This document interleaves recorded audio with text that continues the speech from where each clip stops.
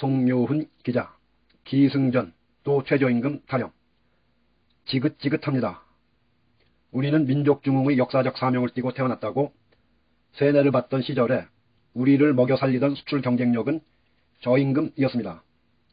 그랬는데 원조받던 나라에서 원조를 해야 하는 선진국이 된 오늘에도 어떤 언론에 의하면 우리의 국가 경쟁력은 여전히 저임금입니다.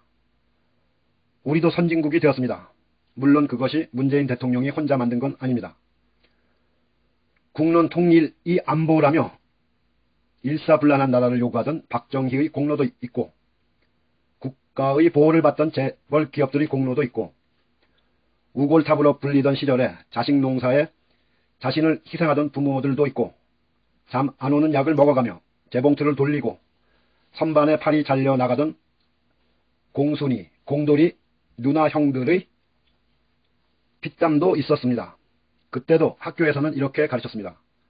우리가 개도국에서 선진국으로 발돋움하려면 저임금이 아니라 고부가가치를 창출하는 산업이 되어야 한다고. 교육도 그렇게 바꾸고 산업구조도 그렇게 바꿔야 한다고. 그런데 어떤가요? 지금도 입시가 전부인 학교에서는 여전히 생각하는 갈대가 아닌 암기하는 기계를 양산하고 있지 않나요? 지금도 여전히 기업에서는 저임금에 의존하려 하고 각종 다양한 하청 구조에 비정규직을 양산하며 비용과 위험을 약자에게 떠넘기고 있지 않나요? 최저임금이 올랐다고 합니다.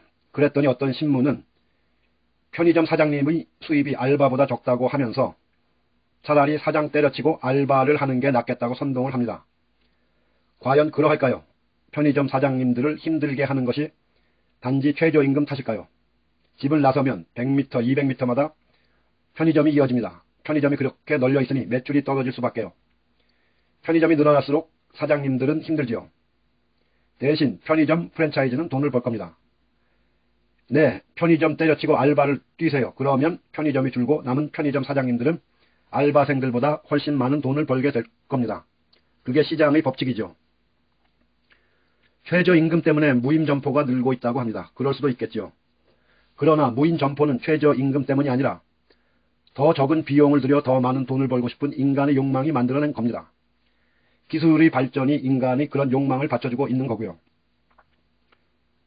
무임 점포는 최저임금이 아주 낮을 때도 있었습니다. 기술이 발달하면서 더 많아지고 있죠.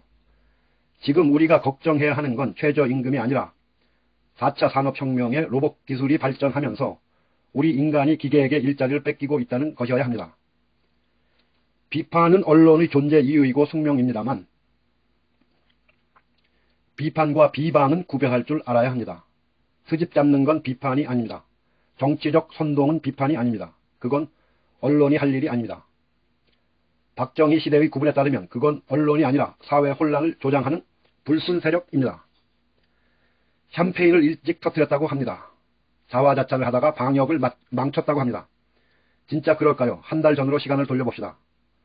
면역력이 약한 고령자들을 우선으로 백신 접종이 빠르게 진행되고 확진자가 늘지 않는 상황에서 거리두기 등 방역 지침을 완화하지 않았다면 어떤 언론은 이러지 않았을까요? 자영업자들은 죽어가는데 정부는 뭘 하고 있느냐? 백신 접종은 왜 하느냐? 세계가 칭찬한다고 K방역에 취하여 민생을 외면하는 거 아니냐? 등등의 비방으로 대중을 선동하지 않았을까요? 비판할 걸 비판합시다. 비판과 비방, 비판과 선동을 구분합시다. 2021년 대한민국의 가장 큰 짐은 언론입니다. 일본이 째려보는데도 스페인 의회가 독도가 표시된 고지도를 문재인 대통령에게 보여준 건 지금 스페인에게 필요한 나라는 일본이 아니라 한국이라는 겁니다. 그 의미를 모르면 보수가 아니고 애국시민이 아닙니다. 선동의 언론에 속으면 다시 보릿고개 넘던 후진국으로 추락합니다. 방역을 흔드는 자가 자영업자들을 힘들게 하고 대한민국을 흔드는 자입니다. 그가 누구입니까? 방역을 흔드는 자가 자영업자들을 힘들게 하고 대한민국을 흔드는 자입니다. 그가 누구입니까? 대한민국의 언론 송묘훈 기자.